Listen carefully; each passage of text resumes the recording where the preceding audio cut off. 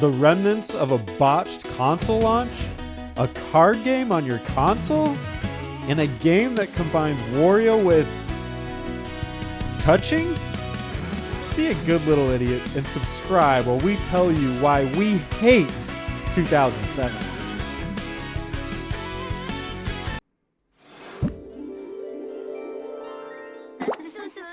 BioWare was one of the biggest developers in the RPG space, especially when it came to PC RPGs. They made a lot of great games, more notably the original Baldur's Gate games and Knights of the Old Republic. Before EA bought them out, they bought them out after the first Mass Effect game. EA bought BioWare. But before that point, they were such a huge name in the gaming industry as a whole. Pandemic Studios was a huge company in 2007. They made Star Wars Battlefront, which was a very, very successful take, maybe the only successful take of the prequel trilogy of Star Wars, to like make that into a game. The only thing that good that ever really came out of that. They made Mercenaries, which was an open world, or early, I would say, open world combat exploration game. And then they made Destroy All Humans, which was a very cool game about an alien that liked to kill people, and then in like a 1950s style. A really exciting company, and they had a lot of great ideas, and they were very popular. EA is often mocked as one of the worst businesses of all time, one of the worst companies to work for of all time. They're pretty notorious for buying studios and acquiring IP just to kill them off pretty soon after, which, you know, for the longest time was seen as like an EA trademark, but honestly, like in the year 2025, that's become more commonplace than you would expect. I mean, hell, we see that happen right now with companies that Microsoft has buying, and they're one of the console manufacturers. But for the longest time, that was kind of like what EA was to a lot of people. They weren't just like a publisher who published The Sims and Need for Speed. They were seen as like the most evil corporation of all time. You never want to see really successful companies get bought out by companies where you look at their general output and it's very boring. These two companies were awesome. I think very reliable. They always had their creative touches that you could see. And when you see like a huge company like EA snatch them up, they always say like, well, no, it's not going to be anything big. We're just giving them more money and more ability. But you know inherently that when EA buys these companies, their goal is to milk as much money out of them as possible. And that's never good for the end result of the product. And I think you see that today. BioWare's games after the EA buyout definitely felt like they were trying to target more of a casual market as opposed to like the hardcore RPG market that they had before that point. More notably with the Mass Effect games turning less from an RPG and more into a third-person shooter. And you can really see that with some of their other titles like Anthem, which was just a commercial flop, but tried to be one of the live service type games. And of course, Dragon Age, with the most recent game being Dragon Age the Veilguard, which, you know, it's a fine game on its own, but compared to the rest of the Dragon Age franchise, it's a far cry from those early titles. Now when you think of Pandemic doesn't even exist, so that should be something. But when you think of BioWare moving forward, I think the only good things that they did were the Mass Effects at the time. And then you could see, I mean, even by Mass Effect 3, I think, you understood that things were changing. And then going forward, it was just disaster after disaster. And in bigger, it got worse and worse. Like you would say, you know, Mass Effect 3, people had issues with the ending. They fixed it. Good on them. But then you carry it forward. You get Dragon Age Inquisition. People are like, it's okay. Dragon Age 2 was a disaster. Dragon Age Inquisition, people are mixed. They don't know what direction this is going. The other Mass Effect Andromeda was a disaster. The new Dragon Age, the newest one, is just terrible. And let's not even talk about Anthem. So BioWare has been completely upended. It's not even close to the company it used to be. And Pandemic is dead.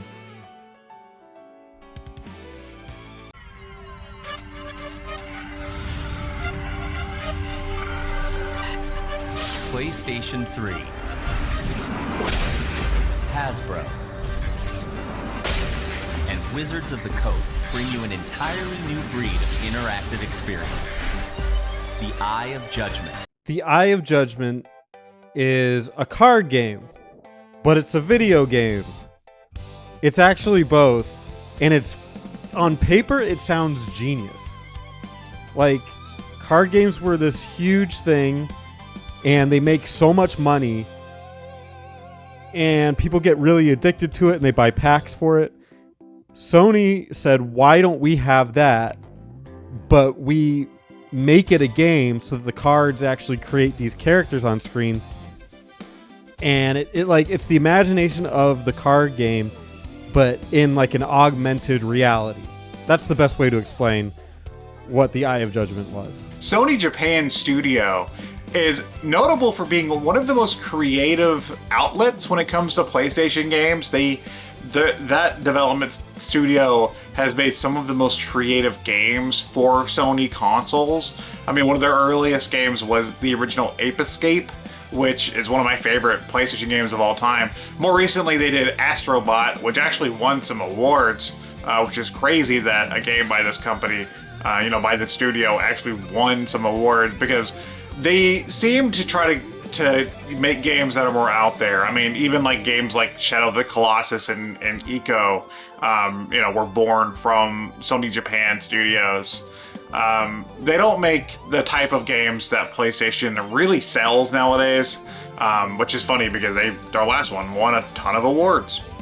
The PlayStation Eye, I always took it as something that Sony and Microsoft did it with Kinect, but something that they did in response to the Wii, because the Wii was this powerhouse, and it was capturing casual gamers who were using unconventional control schemes, and they thought, well, if we just integrate some of that into our console, now we can collect that market that Nintendo currently monopolizes. I don't think either of their attempts really worked, and I would even say that the PlayStation Eye was maybe the least successful of all the attempts to do that. But it was a camera. It was just a camera that understood motion, and that they made games that could interact with that style of gameplay. Early on in the PlayStation 3's life, there were a lot of games that tried and failed to kind of gain a foothold with the gaming market. There were games like Lair and Haze, which promised to be a Halo killer, and even like the games that did, pretty well, like Heavenly Sword and Resistance. Are we talking about Heavenly Sword or Resistance today? No. Because they lacked a true identity. The PS3 didn't really get its like staple, in my opinion, until the first Uncharted came around. Before then, the exclusive games were just kind of out there. The card game concept is probably the coolest thing about Eye of Judgment, in that there was a show called Yu-Gi-Oh! And they would play cards, and the cards would spawn monsters in the game, in the show, and I guess in the game. But in the actual card game that existed in real life, that all of this was funneled to sell these cards, obviously it was just a card. Like, it didn't have anything special to it. So the fights were just through cards. So the idea of them taking the card game part where people pay money, it's essentially gambling, but for kids. So it's like the devil. It's maybe the most evil thing you could imagine. But they took that and tried to engage your imagination and make it more exciting. So you could see where the money is, and I'm actually kind of surprised it didn't take off, but it's unfortunate because, and maybe fortunate for society, because if this did take off, what a disaster for humanity. Eye of Judgment is really ambitious. I mean, the idea of having an AR simulated card game, like a physical card game tied to a video game, is a really ambitious concept, and I'm sure like when you had everything set up, the correct specifications for playing it, I'm sure it was fantastic. I mean, I'm sure you had a great time playing it with whoever. The problem with that concept is there's a few key elements that have to be involved that have to line up perfectly, right? You have to have a PlayStation 3, you have to have a copy of Eye of Judgment, you have to have a PlayStation camera, you have to have the physical card game produced by Wizards of the Coast, you have to have a setup for playing the card game in front of the camera hooked up to a PlayStation 3. And I'm just trying to imagine, like, you know, if they wanted this to be a serious card game, like a really competitive like card game like Magic or something. I'm trying to figure out like how anybody would ever host a tournament. You would have to have multiple PlayStation 3s with multiple cameras set up in multiple positions, face at multiple tables, just to play this dumb card game. It's a cool idea, but it's not practical.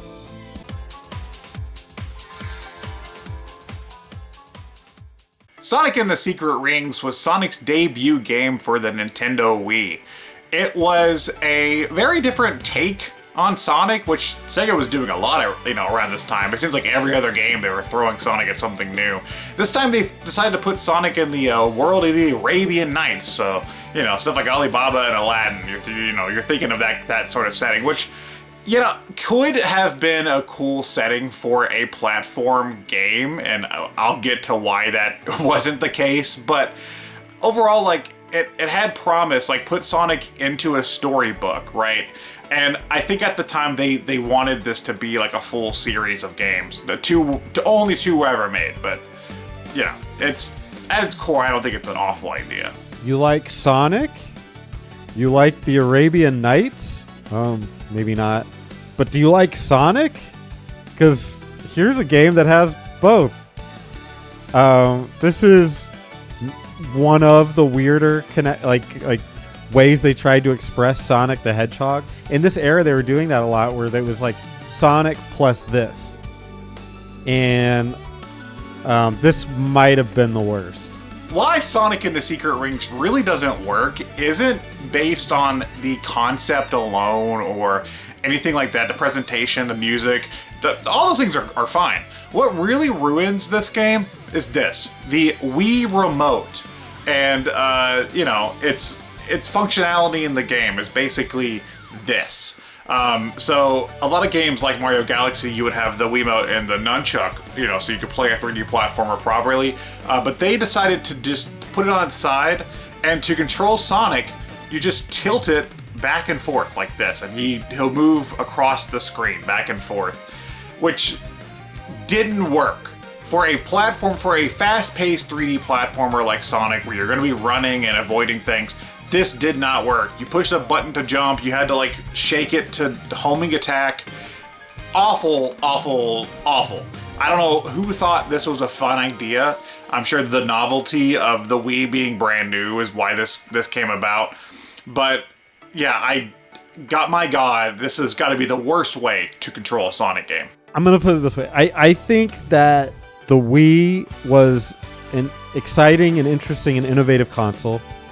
As a hardcore gamer, I can't stand Wii controls. I actually refuse to play any game that has them. I unapologetically despise it. So, motion, toggling it, any of that, I hate it. Just give me a controller, and otherwise I'm not going to do it. Secret Rings is interesting because, as bad as this game is, it's not the biggest failure around this time. The other biggest failure for Sonic around this time was Sonic 06, and I'm sure we'll talk about that in a 2006 episode. But this game started life as a port of Sonic 06, but then whenever the developers got their hands on the Wii, they figured out, like, hey, this architecture is nothing like the PlayStation 3, Xbox 360. So they decided to do their own thing, which I think, in retrospect, I think was smart, because now this game can be distanced as far away from 06 as it needs to be. And there's elements of this game that I do enjoy, unlike Sonic 06. I think this game stacks as maybe the bottom tier, but it's from an era of Sonic games that I think most Sonic fans pretend didn't exist. It's like Sonic has ebbs and flows. It has high points. It has low points. And I think this is just considered one of, if not the lowest point in Sonic's history. It's a travesty. Wario Master of Disguise was essentially Nintendo's follow-up to Wario Land 4, which is a tall order because the Wario Land series was a legacied series by this point that had been prominent on every Nintendo handheld. There had been at least one Wario Land game that kind of defined what the handheld series was for Nintendo and how they viewed Wario. And around this time, with other games out like WarioWare, it was kind of confusing on how they viewed Wario. So Master of Disguise didn't help with that. Wario is Mario's fat, ugly, gross, belching, farting nemesis. He's the nemesis that isn't Bowser. He's like an alter ego. He looks like Mario. It's the W, but it's upside down M. He looks gross and he acts gross, but he's nothing. He's weird. It's hard to even imagine he exists in the same universe as Bowser, and maybe he doesn't. In Wario Master of Disguise, Wario has multiple costumes he can wear, which is a good idea on paper. I mean, you put on a different costume, you have a different power, right? And you use that to go around the levels and figure out the puzzles and defeat enemies and whatever you need to do. It's a platformer. The problem is that Nintendo decided to put all of that behind the stylus and the touchscreen. So in order to access certain costumes, you have to put in certain shapes or certain movements, and everything is done using the touchscreen except for, I think, the character movement was still D-pad. And I remember playing this on the DS, and I was really into the Wario franchise growing up. And I remember playing this on the DS and just being kind of confused on like the design choice here. It wasn't fun. It wasn't like I was never like, whoa, I can't believe I'm doing this. I felt like I was hindered the entire time I played Wario Master of Disguise. This game is actually the follow-up to Wario Land 4, which is actually considered like a really good game. And it's just weird to see them go from such a high point to just tanking it. Now, you could guess that has a lot to do with gimmicks and Nintendo forcing gimmicks on companies and saying, this is what we do now, so you need to you need to utilize this awkward, weird gimmick into your game. And it's a shame because I think this era, you see a lot of those series take crazy downward slides. It was developed by Suzak, Suzak? I don't even know how you say it, because this studio is not notable at all. This seems like one of those garbage studios that Nintendo developed their handheld games around this time. This happened a lot. This was really common around the DS and 3DS era. Other games like Super Princess Peach and Yoshi's New Island and stuff got shitty developers to make them. And I don't want to talk ill about the people that work at these small companies. It's clear if you look at their catalog of games that they weren't qualified to make this sort of game for Nintendo. They had previously made a couple F-Zero games for the Game Boy Advance, if you ever enjoyed those, but those are a little more simplistic, being basically Super Nintendo racing games for, a console like that. And I was looking through their catalog of games, and there's nothing else that's really that notable, other than, for some reason they made Catan for the N-Gage. So if you are the one person out there that likes Catan, or Catan, I don't know how you say it, I've never played it. If you like Catan for the N-Gage, if you're that one guy, drop a comment on this video and tell me to go fuck myself, because I will. Nintendo had this obsession with their touchscreen, which makes sense because they released an entire handheld console based around the idea of a touchscreen, so they really wanted everyone to use it. So they were all using it in these weird ways. You'd be touching the screen to swipe this, swipe that. I think they did better with the WarioWare series, but when they would put it into things that it didn't fit, it just made it worse. And it almost became like the Wii, where hardcore gamers like the controller, and all other forms of interacting with a game are awful.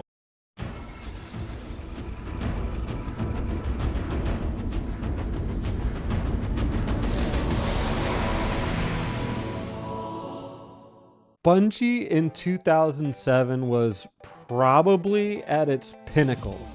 Had Halo 3, which was the wrapping up of their trilogy of Halo games. Now down the road there'd be too many more. We'll say too many more Halo games. But at the time, this was it, and it was huge. It was a huge deal. And everyone wanted to know what they were going to do next.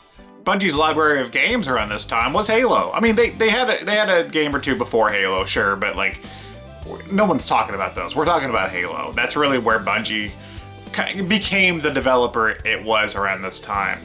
So with the Halo games all stacking up, they were still producing a few, like Halo 3 ODST and Halo Reach, but they were the Halo guys. They were the Halo studio when you thought Bungie, and there was a certain quality and polish to the Halo franchise that was synonymous with Bungie at this time, and it's funny to think about that because moving forward, I don't know if I would use the words polished or, to describe current Halo or current Bungie.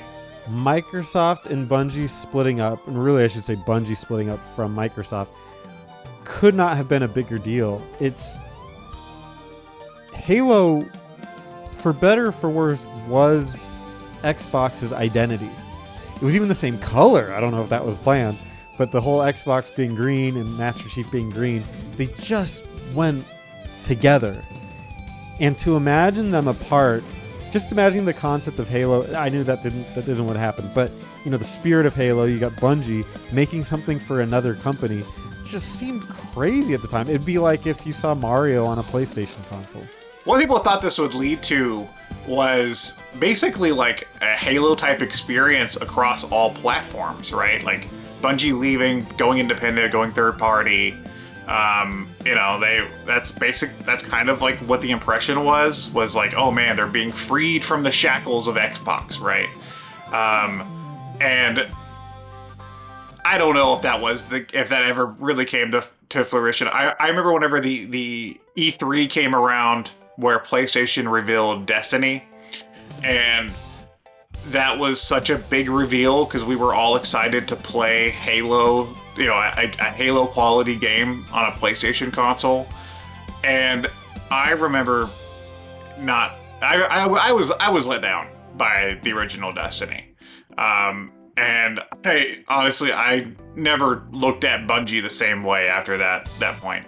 The reality of it splitting was they got to make Destiny, which, you know what, I shouldn't clown on it too much, but Destiny has a following, so I'll say that. I think it's terrible. I really do. I admire what they were trying to do, but I don't know that they really executed in a way that was successful. They became a very sideline company, and they tried to push this down our throats, and it just didn't work. And I think they ended up getting bought out anyway by Activision, if I remember. I could be wrong on that, but I know it's on. They're with Battle.net. So it was just something didn't click. Destiny had to have been their big push, and it just didn't work. And that sucks. And in my honest opinion, Bungie today is sort of a shell of their former selves. I mean, the only two games they developed post split with Microsoft is Destiny and Destiny 2. And Destiny 2 is a free-to-play game, which kind of leaves a gross taste in my mouth to think about. And I know Halo has gone free-to-play now, but we're not talking about Halo today. Fuck that. And I know right now they're working on Marathon, which is a reboot of one of their original games before Halo. And I think I watched like a Bungie Direct or whatever the hell they call it, a Bungie Bounce Back. I think that's what they should call them. where they were showing Marathon, and then all the devs were talking like on a stage, and it was like they were like, we have a great direction for Marathon. We're so excited for Marathon. We can't wait.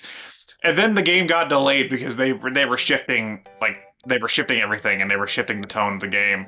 And it was clear to me that like they don't really have a direction or have a true drive other than to make the most profitable product. I mean, and that's every company's motto, but still, it's far from what I thought of Bungie whenever I was growing up. Super Paper Mario is the Wii follow-up to Paper Mario: The Thousand-Year Door, which itself was a follow-up to Paper Mario. So this is the third entry in the Paper Mario franchise, and at this point, you know, Paper Mario was coveted as like a huge thing for Nintendo, a huge franchise. I think it was still pretty niche around this time period, but the word of mouth of how quality those first two Paper Mario games were definitely spread, and it had such a huge fan base. Paper Mario was this creative way of looking at Mario. It combined a lot of RPG mechanics with the idea of altering your reality, or altering the perspective of what Mario was. And I think people had set it at a pretty high bar of looking at where the Paper Mario series was heading. It had a very quirky sense of humor, a lot of good writing, and the last entries were very, very good. Super Paper Mario played nothing like the other Paper Mario games. While the other Paper Mario games were turn-based RPGs, Super Paper Mario was a weird mix of an action RPG and a 2D, 3D platformer, which was a cool concept on paper, I guess. I don't know if they ever do anything too interesting with it. I do like the fact that like they play with it being a paper world, and you can shift perspective. So if you're doing a 2D section and you come across like an item or like an object you can't get around or something, you can shift to a 3D perspective and see that like there's two more planes you can use to get around or whatever. And that was basically the gimmick of the game. And with that being the gimmick of the game, I think it left a lot of people feeling kind of lost when it came to how the game played, because again, it played nothing like the previous two games, so any amount of depth when it came to like the actual combat was basically gone. You jumped on an enemy and you got like a score, a number popped up. It's basically how newer Final Fantasy games work, where they give you giant numbers and you're supposed to go, wow, that's what I did. It's hard to exactly pinpoint how or why this series went south. I think the consensus must be that at the time Mario & Luigi was also an RPG, and maybe they didn't want to cross streams and have two Mario RPGs going on at the same time. So I think they pulled away from the RPG parts of it, kept the paper part of it, and had no idea where to go. Because they had platformers and they didn't want to replicate that. And they had an RPG and they didn't want to replicate that. So they did this weird gameplay stuff in between that I don't think anybody liked. After Super Paper Mario, things really shifted. I don't think Super Paper Mario was the point to where people started talking negatively about Paper Mario, because I think a lot of people saw this game and saw the cute gimmick and were like, okay, that was a weird little endeavor, right? Like the next, like they clearly called it Super Paper Mario because it's like a spin-off game or something, or like a side thing, and we're gonna go back to the regular games. And the problem was is that Nintendo never did go back to those regular games that the first two, the gameplay that the first two games had, the story, that the first two games had. Even Super Paper Mario, for all its weird choices, it still has a Paper Mario plot at its core. After this, with the franchise, it really went downhill, where Nintendo didn't know what to do with Paper Mario, and it became really simplistic, and they focused too hard on the more gimmicky aspects of Paper Mario. Instead of just making a good RPG, they've always just wanted to make some weird creative paper game. And I don't know if they ever understood what made those first two Paper Mario games like interesting and fun in the first place. The paper was always more of an aesthetic choice than a gameplay choice. Paper Mario now is I think we can officially say it's lost. The last one they did was Origami King. And while there were some interesting ideas on it, it ultimately was a flop and nobody remembers it or cares about it. And it had like a weird combat system that was interesting to look at, but it took so long, it was cumbersome. It was just no good.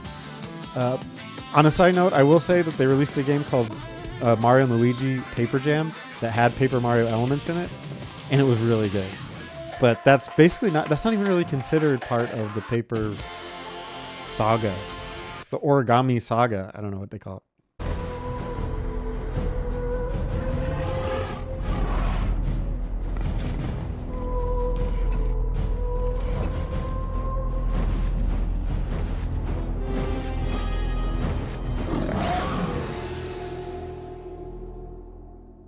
Lair was Factor 5's PS3 entry.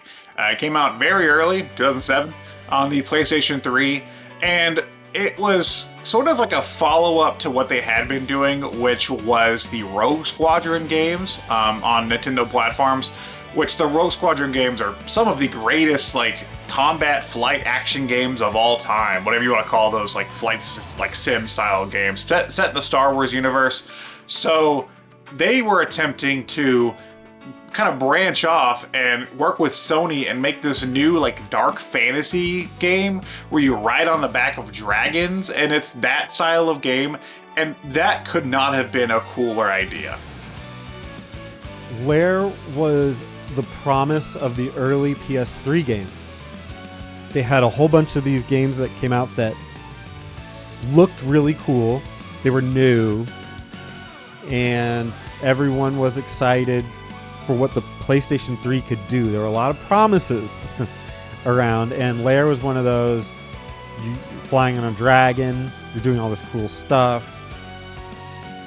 We want this to deliver. Everyone was rooting for Lair because it wasn't even from like a huge company. It was a new idea, and people were really excited to see what was going to happen. And what really ruins Lair isn't the story or the presentation or any of those aspects of the game. Just like Sonic and the Secret Rings, it's this damn thing. So you look at this PlayStation controller and you see all these buttons, and they all look like they have cool functions and stuff.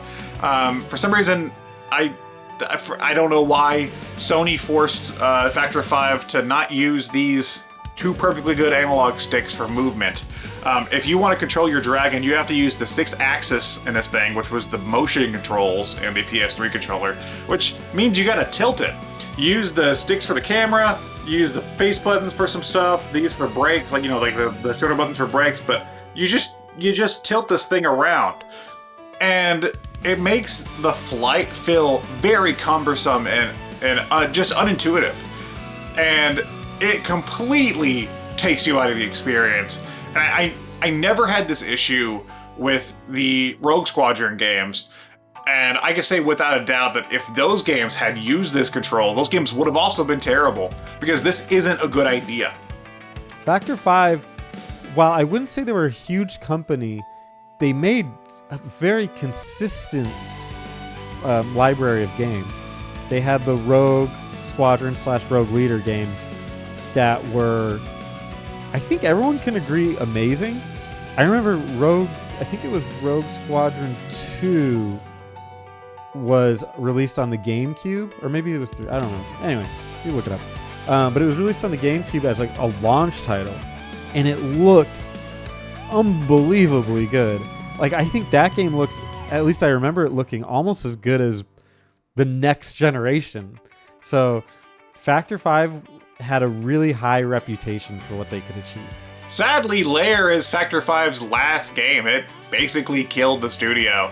After the failure of Lair, they tried to pitch some other games. They had a fully functioning like Rogue Squadron game ready for Wii that they couldn't get past Lucas. They had a Superman game pitch that they couldn't get picked up. They had so much in development that they were trying. They were really holding on for dear life. But Lair was the nail in the coffin. It killed Factor 5, which was sad because Factor 5, on a technical level, was one of the most impressive studios at this time. And we never got to see what that team could accomplish, after they learned the architecture of that generation or further generations. I would love to see what they would do on a PlayStation 5. This is just another example of the PlayStation 3 disasters. When that console launched, it seemed like everything that came out with it for it was snake-bit. It was like everything that would come out, this didn't work. This didn't work. Lair just didn't connect. And that is the failure of Lair is almost an example of the PlayStation 3 at launch. It's just they're one and the same. It's a metaphor. It was just nobody cared.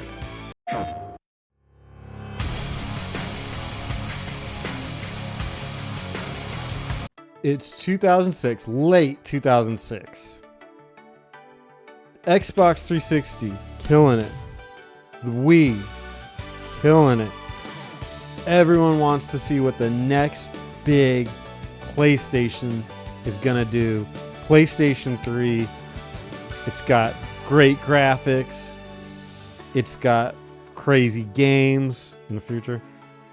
We all want to see what's gonna happen. We're all excited. What's going to happen? What's going down? The PlayStation 3 was really Sony was a little cocky after the PlayStation 2. I mean, they dominated the market with the PlayStation 2, which is funny because compared to its competitors, the PlayStation 2 was the underpowered console, but it dominated the market because of its affordability and the fact that it could play DVDs. And for some reason, Sony learned nothing from that. They just figured, oh man, we own the world now. We own, the PS2 was the best selling console of all time. We own everything. Why don't we make a premium game console? And that's what they were going for with the PS3. The PS3 was supposed to be the high-end game console, right? It's a Blu-ray player, it's a DVD player, it plays through HD, it plays backwards compatibility with your old games, and that was the promise of the PlayStation 3, is that it could do so much. I think even when it launched, I think you could even load a Linux web browser onto it and stuff. It was crazy. And they clearly bit off way more than they can chew. I mean, I know early, the development kits for the PS3 early on were really hard to work with. So it made porting a lot of games difficult. And when your console is already having issues, it made a lot of developers not want to port their games from Xbox 360 over to PS3 around this time. The initial launch was really good. Obviously, a lot of people bought it, shortages, what have you. But as the launch ended and we started just getting into the life cycle of it, reactions to the PlayStation 3 were now mixed. One of the biggest issues with the PlayStation 3 was its price at launch. With a base model being $500 and then an expanded model being $600, that's a lot of money. And that's still a lot of money today. I mean, you could still buy now the PlayStation 5 came out at $500, and that's with inflation. Think of the price back then. I remember whenever I found out how much the PS3 was, there was no chance in hell at that time I was ever getting one. And I knew one kid that had one because his parents, they bought him everything. They tried to buy his affection. Basically, I'm not gonna get into his household, but yeah, I remember he got a PlayStation 3 very early on, and that's how I played it, is I went over to his house. And I remember being jealous, but then I also remember the early state of the PS3, and looking back, I'm kind of glad that it was too expensive, because I think I got the better end of the deal getting the Wii and the Xbox 360 first.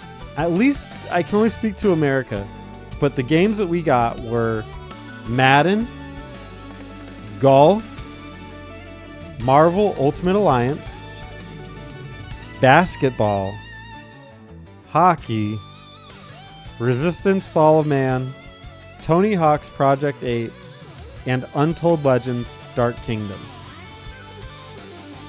Now, if your socks are still on, I don't know what's going on.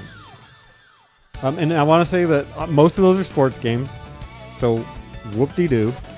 And Untold Legends is, if I recall, it's basically Diablo, but like the knockoff version of Diablo. So there's really like when Nintendo releases a console, you start with like a Mario or a Zelda. When Xbox releases it, you start with a Halo. Or you start with something big. They didn't on the 360. But Sony didn't have like a huge game that it could launch with. And it shows. For a while there, Sony was in last place. I mean, the Wii dominated because it did its own thing. But between the Xbox 360 and the PS3, for the first few years, the Xbox 360 was kicking the PS3's ass. I mean, you know, it was unmatched. Everybody I knew was playing Xbox 360. But with the introduction of the PlayStation Slim models, and they cut out backwards compatibility for PlayStation 2, and I think they just worked to make a lot of the stuff in the consoles cheaper and easier to develop for. It really brought the PS3 back to a place to where it was more affordable to get a PlayStation 3. It was easier to develop and port your games to it. You know, and stuff like downloadable games became a huge marketplace. You could download PS1 games, you could download full PS3 games, you know, and you could still play Blu-rays. It was, you know, at a price point of like $200 to $300, it was a great console to buy around this time. It's just there for a little while, it was rough. Nobody wanted to buy this thing for the price they were asking. Boy, there sure were a lot of train wrecks in 2007. Anything else, Alex? As I insert this copy of Lair into my PlayStation 3, I pray that it doesn't work so that I don't have to do research and play Lair for the PlayStation 3. So let's grab my shitty ass PS3 controller. Remember how awful these things are? Okay. Is it gonna work? God damn it.